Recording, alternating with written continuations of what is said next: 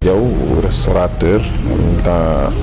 responsable politique, parent d'élèves. Je pense que tey ñun dañu nekk ci monde de restauration investir ci xaalis employé ay nit te bi mbas mi ñëwee état Sénégal dafa waxoon ne nañu maintenir suñuy employé même si 70% lañ leen di fay donc ñu maintenir employé yi fexe charge yi aussi tegu suñu kaw ñu nekk di ko gérer bi ñu demee ba dernière minute ñu gis ne demandé nañ ñu à ce que ñu réouvrir suñuy restaurant mais fonds yi nga xamante ni président daf ko annoncé woon wax ne daf ko mettre à la disposition des restaurants hôtels et autres ñun gis ñu xaalis dégguñu xaalis alors donc mooy 1000 milliards force Covid bi am na benn partie bu am solo boo xamante ni dañu wax ne dañ ko jagleel les hôtels et voilà alors donc ci loolu la ñu attirer attention ministre du tourisme attirer également attention président de la République parce que si toutefois ñu annoncé ko déjà ñun ñi nga xamante ni ñoom ñoo ñuy soutenir ils se disent que voilà ñun état yéen dañ leen di bàyyi ak état parce que état wax na ni dina leen jàppale donc charge yi continuer alors que gisuñu xaalis dégguñu xaalis donc loolu nag suñ ko noppiwaale day mel ni comme si dañoo jot alors que jotuñu dara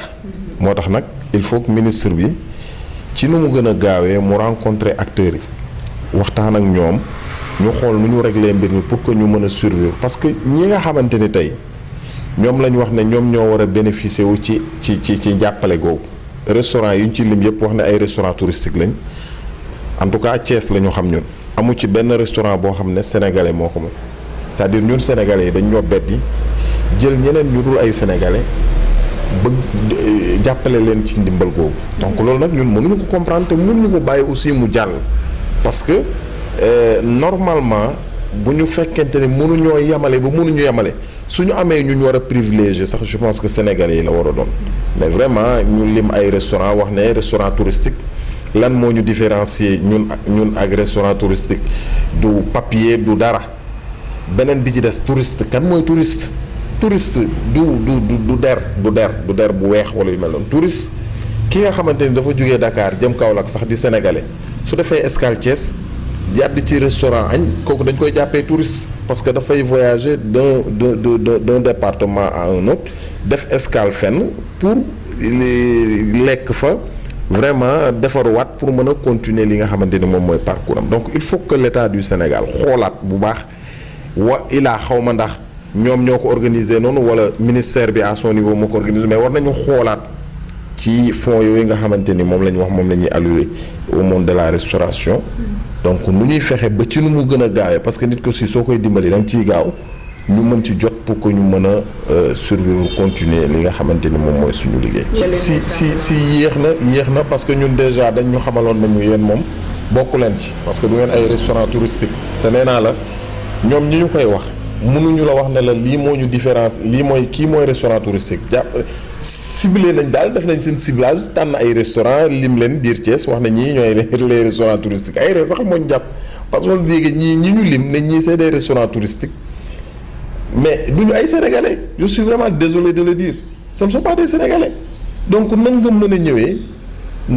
nga beddi ñi nga xamante ni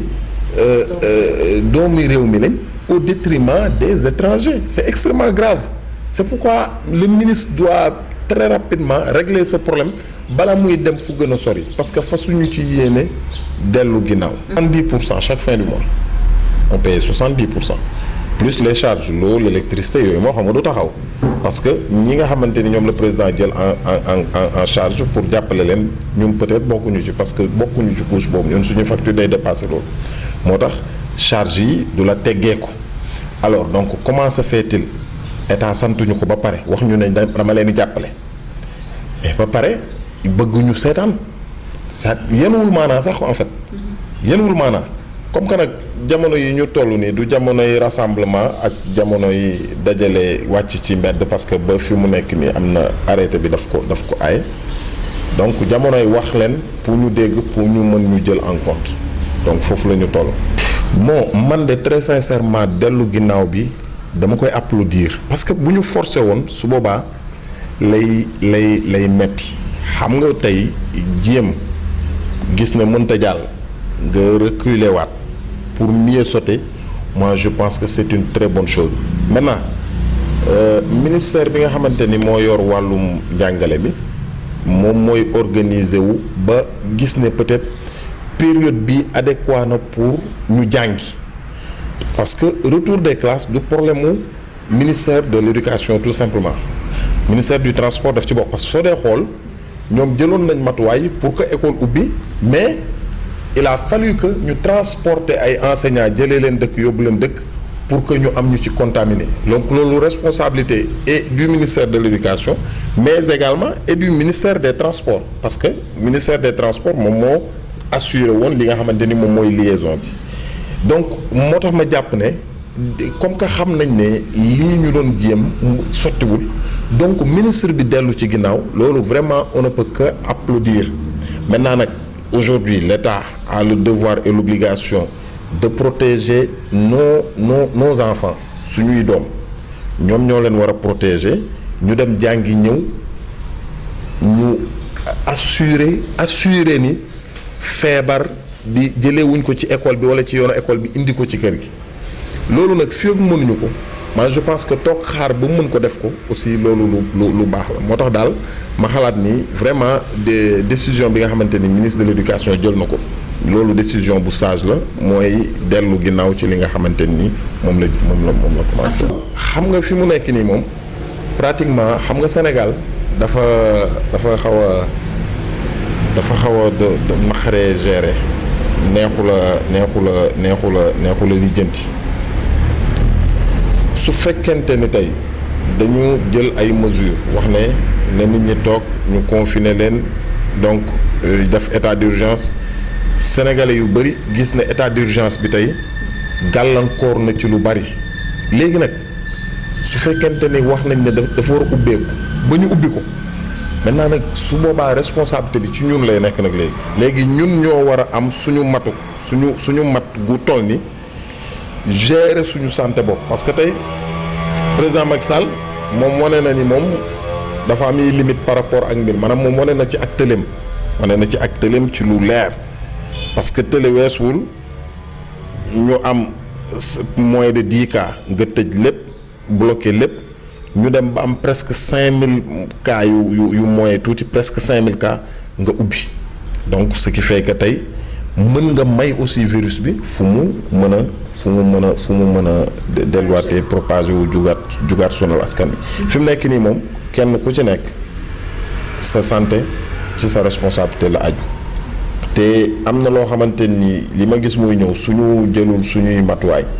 dinañ dem ba état bi ñi feebar sax moom état du leen jël en charge du leen faj te loolu ce serait vraiment la catastrophe. di jàmm et je pense que gis ngeen également appui symbolique bi nga xamante ni Karim Wade def na ko ci mbas bi jël lu toll ci 5000 tests rapides nga xamante ni ci 10 minutes kuñ ci testé ci 10 minutes résultats yi génn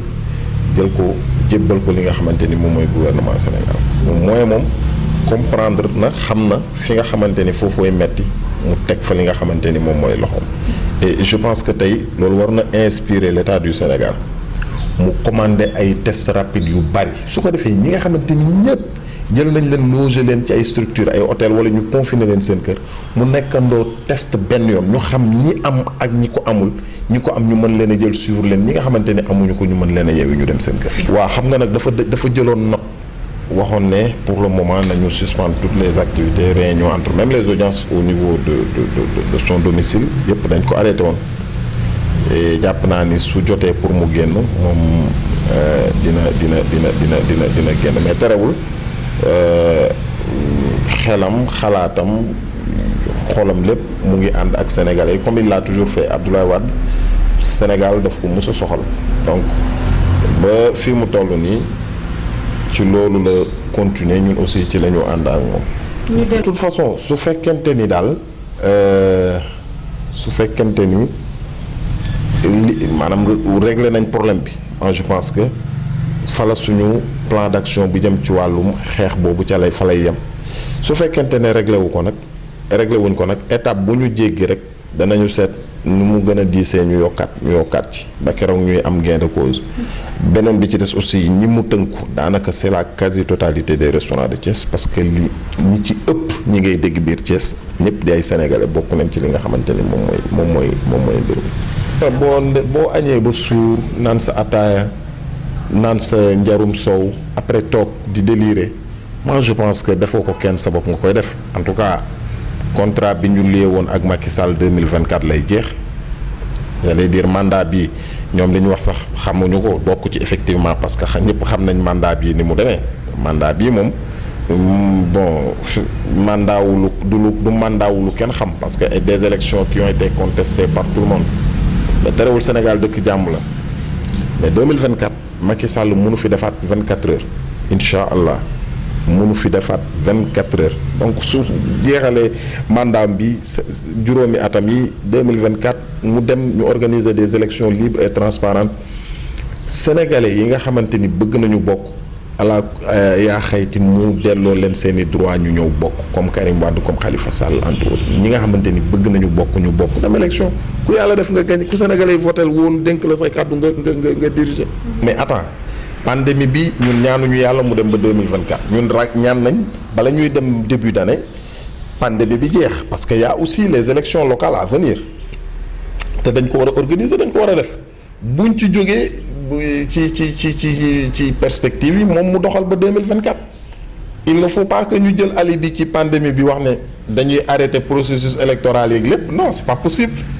ñun li ñuy ñaan mooy balaa fin d'année pandémie bi jeex bu jeexee élection locale yaa ngi ñëw ñu tànn maire yi élection législative mi ngi ñëw ñu tànn député yi bu ñu paree nag jublu ci élection présidentielle mais calendrier électoral bi